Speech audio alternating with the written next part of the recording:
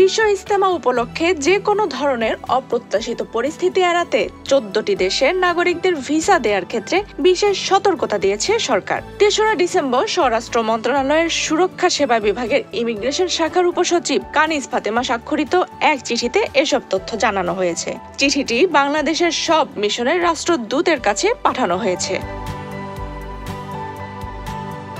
চিঠিতে বলা হয়েছে, Syria, Yemen, Nigeria, Iraq, Somalia, Lebanon, Afghanistan, Sudan, Libya, Chad, Mali, Tunisia, ফিলিস্তিন ও ইসরায়েলের মতো দেশগুলোর আবেদনকারীদের জমা দেওয়া প্রাসঙ্গিক নথিপত্র যথাযথ যাচাইয়ের পর ভিসা দেয়া যেতে পারে। Double million offer, Walton fridge কিনে পেতে পারেন 20 লক্ষ টাকা, রয়েছে কোটি কোটি টাকার নিশ্চিত উপহার। বিশ্ব ইজতেমার আয়োজন নিয়ে গত 4 নভেম্বর স্বরাষ্ট্র মন্ত্রণালয়ের জননিরাপত্তা বিভাগে অনুষ্ঠিত সভায় এসব সিদ্ধান্ত নেওয়া হয়।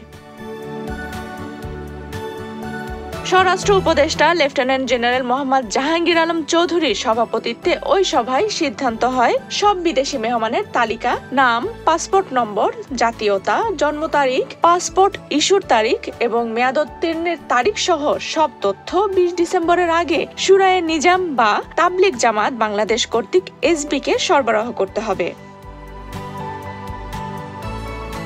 বিশ্ব ইজতেমায় আসা বিদেশি মেহমানদের অনুকূলে সাধারণভাবে 30 দিন পর্যন্ত ভিসা দেয়া হয়। তবে বিশেষ ক্ষেত্রে তাবলিগ জামাতের সুপারিশের ভিত্তিতে 1 চিল্লার জন্য 50 দিন এবং 3 চিল্লার জন্য 150 দিনের ভিসা দিতে হবে। বিদেশি মেহমানদের ভিসা দেওয়ার আগে শুরায়ে নিজাম বা তাবলিগ জামাত বাংলাদেশের আমন্ত্রণ পত্র এবং সংশ্লিষ্ট দেশের মারকাজের সুপারিশ যাচাই করে সঠিক পাওয়া গেলে ভিসা দিতে হবে।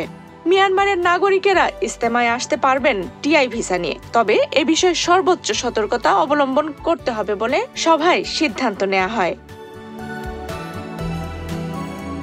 আগামী 31 জানুয়ারি থেকে 2 ফেব্রুয়ারি পর্যন্ত ইজতেমার প্রথম পর্ব চলবে, আর দ্বিতীয় পর্ব অনুষ্ঠিত হবে 7 থেকে 9 ফেব্রুয়ারি পর্যন্ত। আফসানা রিপা, ডেস্ক নিউজ, বাংলাদেশ প্রতিদিন।